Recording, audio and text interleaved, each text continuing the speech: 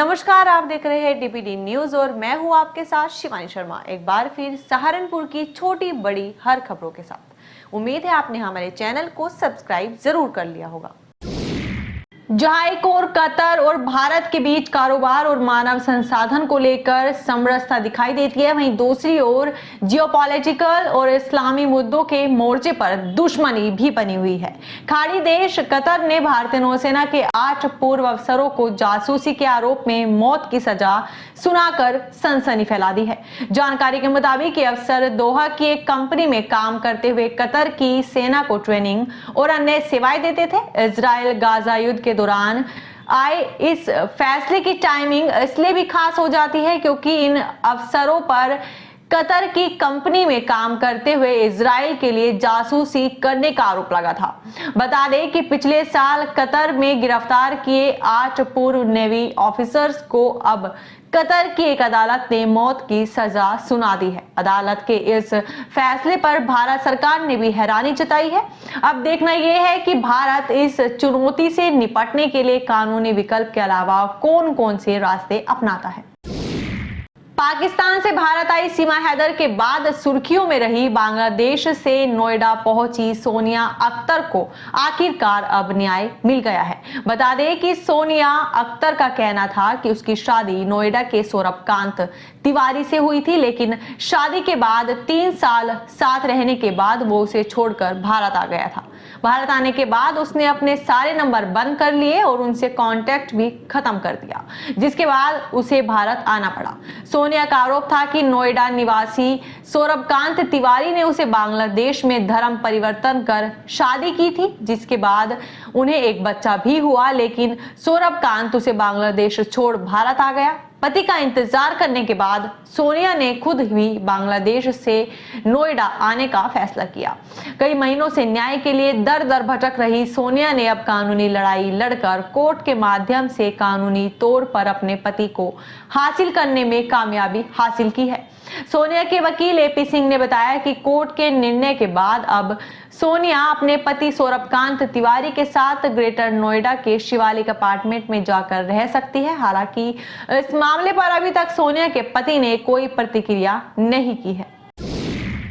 फोटोयुक्त विधानसभा निर्वाचक नामावलियों का विशेष संक्षिप्त पुनरीक्षण 2024 एवं जन जागरूकता हेतु प्रेस कॉन्फ्रेंस आयोजित की गई, जहां जानकारी देते हुए जिला निर्वाचन अधिकारी डॉक्टर दिनेश चंद्र ने कहा कि प्रत्येक अर्ह नागरिक को अपना नाम मतदाता सूची में अवश्य दर्ज कराना चाहिए। भारत एक लोकतांत्रिक देश है और इसकी मजबूती के लिए आवश्यक है कि मतदाता सूची में अधिक से अधिक लोगों को शामिल किया जाए। कोई भी पात्र व्यक्ति मतदाता सूची में शामिल होने से वंचित नहीं रहना चाहिए। साथ ही साथ यह भी ध्यान रखा जाए कि कोई भी अर्ह बालिका व महिला न छूटने पाए। उन्होंने कहा कि मतदाता सूची जितनी शुद्ध होगी, मतदान उतना ही शांतिपूर्ण ढंग से संपन्न हो सकेगा। जैसा कि आप जानते हैं कि किसी भी निर्वाचन की जो सबसे महत्वपूर्ण पहलू है उसका फोटोयुक्त निर्वाचक नामावली त्रुटि रहित हो, उसमें किसी प्रकार की त्रुटि ना हो, साथ ही कोई मृतक मतदाता वोटर लिस्ट में ना हो, डुप्लीकेट मतदाता ना हो। मृतक मतदाताओं के लिए स्पष्ट निर्देश है कि ऐसे किसी भी बूथ पर कोई भी मृतक मतदाता नहीं होना चाहिए। एक मतदाता का एक से अधिक बार नाम ना हो, यह लोक प्रतिनिधित्व अधिनियम 1950 की धारा 17 का उल्लंघन भी है और इसमें पैनल प्रोविज़न भी है।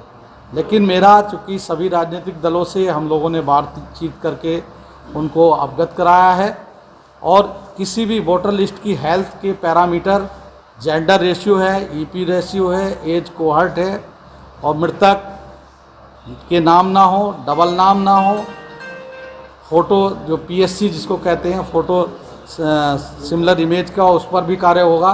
तो ये एक विशेष संक्षिप्त पुनरीक्षण अभियान है जिसमें कोई भी ऐसा अहर्य नागरिक जो मतदाता बनने योग्य है उसका नाम छूट ना पाए और गलत या त्रुटिपूर्ण नाम इसमें अंकित ना होना चाहिए। इसके लिए हम लोग सब मिलकर प्रयास करेंगे। खनन से भरे डंपर की चपेट में आया स्कूली बच्चा, क्षेत्र में फैली सनसनी। घटना सहारनपुर के थाना देहात कोतवाली के टपरी बाईपास की है, जहां स्कूली बच्चों के ऊपर खनन से भरा ट्रक पलट गया। घटनास्थल पर मौजूद लोगों द्वारा 11 वर्षीय स्कूली छात्र की हालत गंभीर होने के चलते छात्र को प्राइवेट अस्पताल में भर्ती कराया गया। वहीं घटना के बाद ड्राइवर डंपर छोड़ मौके से फरार होने में कामयाब रहा। इस दौरान मौके पर लोगों की भारी भीड़ सहित कई थानों की फोर्स भी मौजूद रही। मामले की जानकारी देते हुए एसपी सिटी अभिमन्यु मांगलिक ने बताया कि बच्चे की हालत गंभीर है और बच्चे को देहरादून के एक अस्पताल में भर्ती कराया गया है और पुलिस द्वारा बच्चों के परिजनों को प्रशासनिक सहायता देने के साथ आगे की कार्यवाही भी की जा रही है। जी हाँ, सुबह 7:30 बजे के अराउंड ये सूचना मिलती है।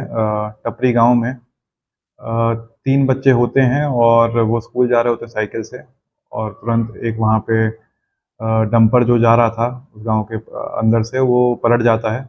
उसमें 2 बच्चे जो हैं वो तो सेफली, उसके पीछे जो बच्चे थे वो बच जाते हैं, वो घर चले जाते हैं वहाँ से, और एक बच्चा जो डंपर के नीचे आता है उसको वहाँ से निकाल लिया जाता है तुरंत। जो आसपास के ग्रामीण होते हैं उनको निकाल लिया जाता है। पुलिस ही मौके पहुँच जाती है।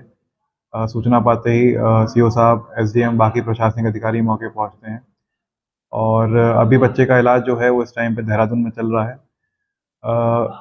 मेरे द्वारा भी उसके परिजनों से बात की जा रही है। उसकी कंडीशन अभी इस टाइम पे क्रिटिकल है, लेकिन उसकी कंडीशन जो बच्चे की है उसको मॉनिटर किया जा रहा है, और जो भी उनको प्रशासनिक मदद चाहिए वो उनको प्रोवाइड की जा रही है। और ये भी देखा जा रहा है किस तरह ये डंपर जो है वो गाँव के बीच से निकला है। ग्रामीणों की कुछ डिमांड्स थी कि यहाँ पे स्पीड ब्रेकर्स लगें और डंपरों का जो आवागमन है उस पर रोक लगाई जाए। युवान हत्या केस की निष्पक्ष एवं त्वरित जांच के संबंध में आरोपी चिकित्सक की गिरफ्तारी को लेकर मृतक बच्चे युवान के पिता प्रार्थी सुखजिंदर पुंडरीन ने आज समाज के गणमान्य लोगों के साथ पुलिस लाइन पहुंचकर आरोपी डॉक्टर की तत्कालीन गिरफ्तारी करवाने के संबंध में प्रार्थना पत्र दिया। युवान के पिता का आरोप है कि बच्चे को भर्ती के दौरान डॉक्टर ने एक बार भी फिजिकली एग्जामिन नहीं किया और वीडियो के ही आधार पर अप्रशिक्षित स्टाफ से बच्चे का उपचार करवाया, जिसके चलते युवान की मृत्यु हो गई। प्रार्थना पत्र देने वालों में एडवोकेट अशोक पुंडीर, दिग्विजय सिंह पार्षद, शिव कुमार राणा, योगेंद्र राणा, विनय राणा, जमवीर राणा, कुलदीप सिंह, प्रदीप राणा, सत्येंद्र राणा, कार्तिक चौहान, दुष्यंत राणा, राजवीर सिंह, सुखविंदर राणा, नेहा राणा आदि मौजूद रहे। आज युवान के मामले में काफ़ी दिन से रिपोर्ट दर्ज है। 304 के मुलजिम है डॉक्टर जितेंद्र चुग।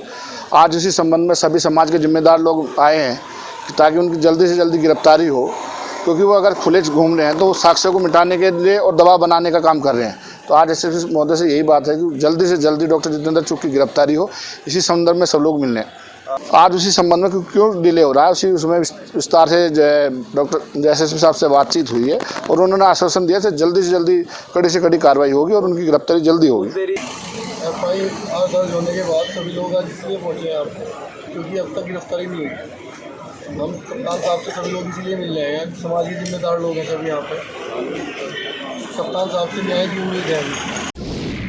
मेरी माटी मेरा देश अभियान के अंतर्गत जिला प्रशासन द्वारा नगर निगम के सहयोग से जनपद सहारनपुर के विभिन्न नगर निकाय एवं विकास खंडों से एकत्रित अमृत कलश को जनमंच से लखनऊ के लिए रवाना किया गया। इस अवसर पर जनमंच में जनपद स्तरीय सांस्कृतिक एवं वंदनोत्सव कार्यक्रम आयोजित किए गए। कार्यक्रम को राज्य मंत्री कुंवर ब्रजेश सिंह, सांसद प्रदीप चौधरी, नगर विधायक राजीव गुंबर, विधायक किरत सिंह, विधायक देवेंद्र निम, पूर्व सांसद राघव लखनपाल शर्मा, सहारनपुर के जिलाधिकारी डॉक्टर दिनेश चंद्र आदि ने भी संबोधित किया। कार्यक्रम में सहारनपुर के एसएसपी डॉक्टर विपिन ताड़ा सहित संबंधित विभागों के वरिष्ठ अधिकारीगण उपस्थित रहे। अगर आपने जनपद सहारनपुर में जमीन खरीदने का मन बना लिया है या लेना चाहते हैं तो देर ना करें और संपर्क करें कपिल प्रॉपर्टी एडवाइजर से। यहां आपको दुकान, मकान, प्लॉट, कोठी खरीदने या बेचने के लिए अच्छी सलाह दी जाएगी। कॉन्टैक्ट नंबर है 9350780789 या 9045853506। इन नंबर पर आप व्हाट्सएप या कॉल करके संपर्क कर सकते हैं और पा सकते हैं अच्छी सलाह। वीडियो में अंत तक बने रहने के लिए आपका शुक्रिया। हमारी वीडियो को लाइक एंड शेयर करना ना भूलें और वीडियो आपको कैसी लगी कमेंट में जरूर बताएं।